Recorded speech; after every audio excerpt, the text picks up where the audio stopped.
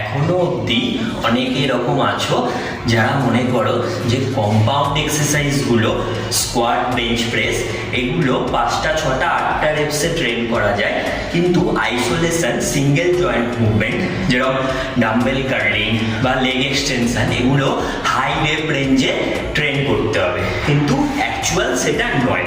তোমার যদি joint healthy থাকে, জয়েন্টে পেন না হয়, তাহলে তুমি এই আইসোলেশন মুভমেন্টগুলো 5টা 6টা রেঞ্জের মধ্যে ট্রেন করতে পারো।